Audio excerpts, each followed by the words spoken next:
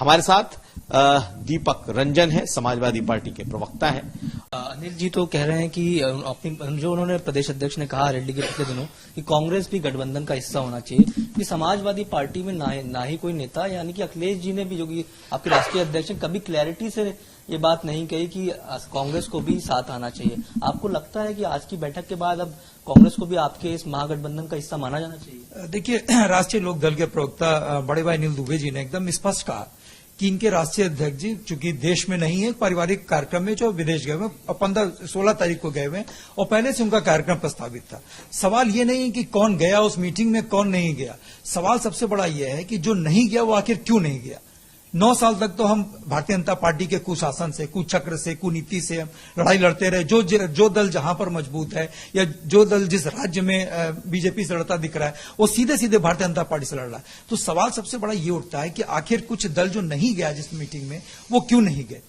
और रहा सवाल, देखिए, समाजवादी पार्टी के राष्ट्रीय अध्यक्ष आदरणीय श्री अखिलेश यादव जी ने शुरू से एक ऐसा बना करके दिया है, शुरू से उन्होंने एक फार्मूला निकाला है कि जो दल अपने राज्य में मजबूत है उस दल को आगे करके चुनाव लड़ना चाहिए। देखिए, कांग्रेस पार्टी, सही है कि कांग्रेस पार्टी एक बड़ा दल है, कई राज्यों में उनकी सरकारें हैं, तो जितना बड़ा उनका दल है उतना ही बड़ा उनको दिल दिखाते हुए जो राज्य जहां पर मजबूत है उस राज्य को आगे करके उनको चुनाव उसको लड़ाना चाहिए, उसके नेतृत्व में चुनाव लड़ना चाहिए। क्योंकि लड़ाई, देखिए, बड़ी जरूर है लेकिन कठिन नहीं है। अगर हम सब लोग मिल जाएंगे प्रशांत जी, तो निश्चित रूप से आज की तारीख में जो केंद्र में बैठी फिरका परस्त ताकते हैं, निश्चित रूप से हम लोग मिल करके उनको उखाड़ फेंकने का काम करेंगे। आपकी पार्टी के तमाम नेता कहते हैं कि अच्छा रायबरेली अमेठी छोड़ देंगे, मतलब केवल 2 ही सीटों पे कांग्रेस लड़ेगी क्या? अगर वो तो अब ज्यादा क्लेम करेंगे। नहीं, देखिए, राष्ट्रीय अध्यक्ष जी का या समाजवादी पार्टी के ऑफिशियल पेज से कहीं आपने इस तरीके का कोई बयान नहीं सुना होगा या कहीं आपने जो इस तरीके का नहीं दिया। और जितने भी दल, देखिए, जितने भी दल आज वहां पे पटना की इस बैठक में मौजूद रहे,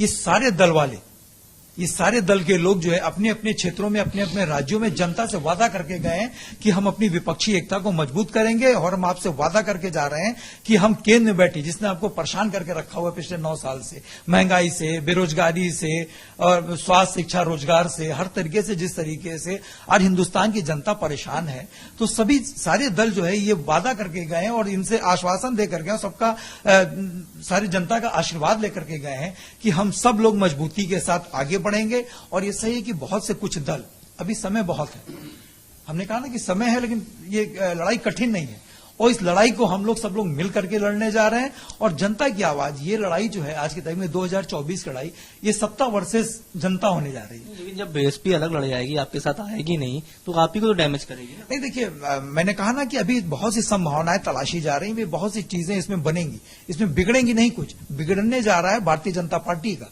एक कांग्रेस के साथ लड़ने जा रहे हैं आप लोग? देखिए, बिल्कुल, हम लोग ने जो आज राष्ट्रीय अध्यक्ष जी ने भी आपने कहा होगा कि देश को बचाने के लिए, आज लड़ाई देश को बचाने की। हमारे राष्ट्रीय अध्यक्ष जी ने कभी ये नहीं कहा कि वो प्रधानमंत्री बनने जा रहे हैं या कभी उनका समाजवादी पार्टी का, हम लोग समाजवादी पार्टी के लोग, देखिए, सत्ता के बहुत ज्यादा ललायत या भूखे नहीं है, लेकिन हम लोग व्यवस्था में सुधार चाहते हैं। और जब व्यवस्था में सुधार नहीं होता है तो समाजवादी लोग सड़क से लेकर के सदन तक अभिषेक जी लड़ाई लड़ने का काम करते हैं और सत्ता में बैठी सरकार जिसने जनता को परेशान करने का काम किया, उसको उखाड़ फेंकने का काम के लिए समाजवादी पार्टी सदैव तत्पर रहती है, सदैव आगे रहती है। तो मैंने मतलब ये माना जाए कि कांग्रेस के साथ गठबंधन होगा सपा? देखिए, बिल्कुल, जब आज सारे लोग एक मंच पे बैठे हैं, आपने देखा होगा भी जो साझा प्रेस कॉन्फ्रेंस हुई, एक ही प्लेटफॉर्म पे बैठ करके सारे लोगों ने जो है प्रेस किया, सारे लोगों ने सहमति दर्ज कराई। तो निश्चित रूप से ऐसा मैंने कहा ना कि अभी बहुत सी चीजें बनेंगी, इसमें कुछ बिगड़ने वाला नहीं है और बिगड़ेगा भारतीय जनता पार्टी का। जी ने नाम नहीं लिया कांग्रेस के संबोधन में? देखिए, संबोधन में तो बहुत से लोगों का नाम नहीं लिया, इतने दल थे वहां पे, किसका किसका नाम लेते आप देख रहे थे कि समय कितने 2 मिनट का उन्होंने बोला। और देखिए, उनकी उपस्थिति, उनका प्रेस कॉन्फ्रेंस, राहुल गांधी जी की उपस्थिति, देखिए, पहले 12 तारीख को ये होना था, ये बैठक होनी थी, उसको आगे पोस्टपोन करके 23 तारीख किया गया। अगर शायद 12 तारीख को ये बैठक हुई होती तो आदरणीय जयंत चौधरी जी भी उस दिन मौजूद रहते, लेकिन चूंकि 16 तारीख का उनका पहले से टिकट जो है वो था, उन्होंने पहले से टिकट निकलवा रखा था और परिवार में कार्यक्रम था, परिवार के सहित गए हुए हैं वो। एक सवाल मेरा आपसे, जब उन्होंने आप आज की बैठक हो गई, ठीक है, अब ये बताइए कि आने वाले टाइम में यूपी में हम समाजवादी पार्टी को किस तरह से एक्टिव देंगे? ट्रेनिंग कैंप तो चल रहे हैं, लेकिन पिछली बार भी हुए थे, लेकिन क्या ये इनफ है? आप 24 में आप ऐसी पार्टी से लड़ने जा रहे हैं इसके पास 62 प्लस 2 64 सीटें 2019 में, 70 से ऊपर सीटें 2014 में। आपको कैसे लग रहा है कि ये गठबंधन जो है बीजेपी को परास्त कर? देखिए, अभी आपने अनिल भाई से एक सवाल पूछा कि क्या क्या इक्वेशन बनने जा रहा है, क्या इक्वेशन बन सकता है, क्या हो सकता है, क्या नहीं हो सकता है, इफ बट सारी चीजें आपने पूछी। लेकिन मैं आपको बता दूं कि पूरा देश जानता है कि उत्तर प्रदेश में समाजवादी पार्टी के बिना आप कल्पना भी नहीं कर सकते हैं भारतीय जनता पार्टी को हराने की। ये पूरा देश जानता है कि समाजवादी पार्टी एक ऐसी पार्टी है जो भारतीय जनता पार्टी से हर मोर्चे पर सीधे मोर्चा लेते हुए दिख रही है।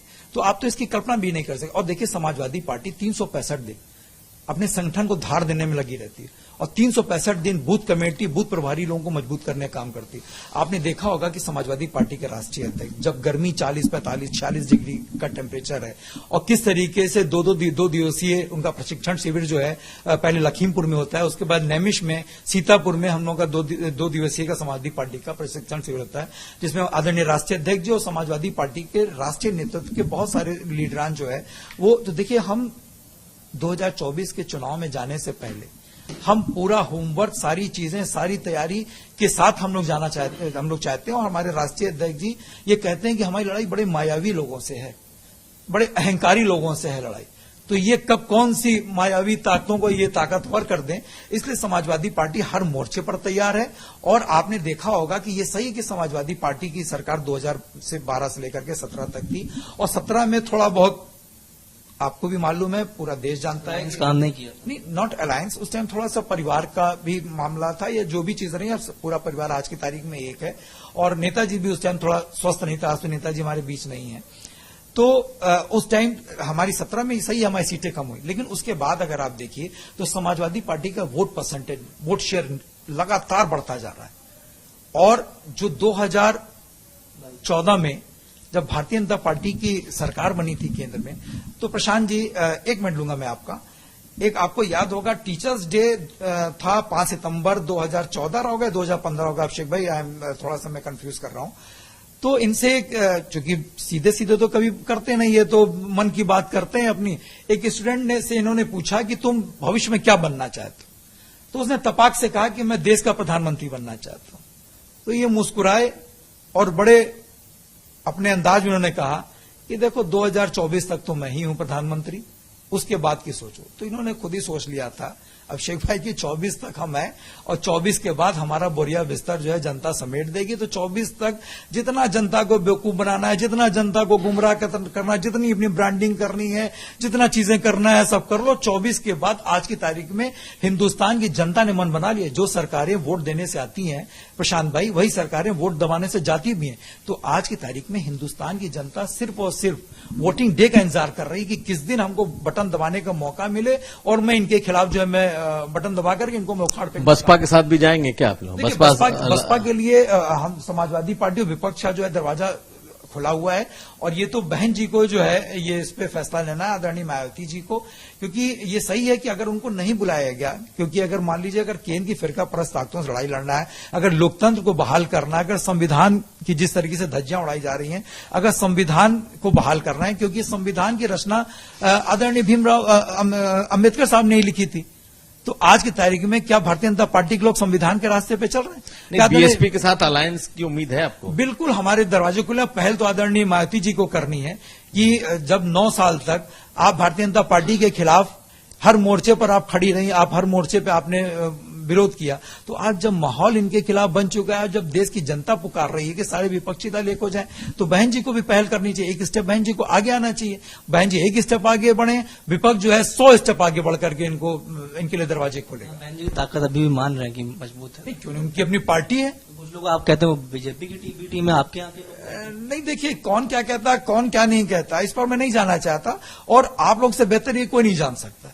आप लोग मीडिया की जगत के लोग, हो सकता है शायद मेरी कहीं ना कहीं जानकारी कमजोर पड़ जाए, लेकिन आपकी जानकारी, आप लोगों की मालूमात। आपको लगता है कि बसपा भी देर सवेर, बहन जी भी देर सवेर इस गठबंधन में आएंगी और यूपी का जो गठबंधन होगा वो सपा, बसपा, कांग्रेस, आरएलडी सबके साथ होगा? देखिए डिस्ट्रीब्यूशन पर। देखिए अभिषेक भाई, मैंने पहले ही कहा कि जो बात ये नहीं कि कौन दल आए, कौन दल पटना की बैठक में नहीं आए। सबसे बड़ी बात ये, सवाल ये है कि जो दल नहीं है वो आखिर क्यों नहीं है। आज लड़ाई देश को बचाने की है। कल आने वाली पीढ़ी जब पूछेगी अभिषेक भाई हम लोगों से कि जब देश के महत्वपूर्ण संस्थान बिक रहे थे, जब लोग मर रहे थे, जब हीट वेव से लोग मर रहे थे, तो माननीय प्रधानमंत्री जी, जब मणिपुर जल रहा था तो प्रधानमंत्री जी अपना महिमा मंडप विदेश में करा रहे थे, तो उस टाइम आप लोग शांत क्यों थे? आने वाली पीढ़ी पूछेगी तो हम लोग कोई जवाब नहीं दे पाएंगे। ठीक है। तो आने वाली पीढ़ी को जवाब देने के लिए बहन जी को भी साथ में आना पड़ेगा। अब तो सपा के लोग कह रहे हैं कि बहुत शुक्रिया आपका दीपक रंजन जी और प्रशांत आपका भी। आज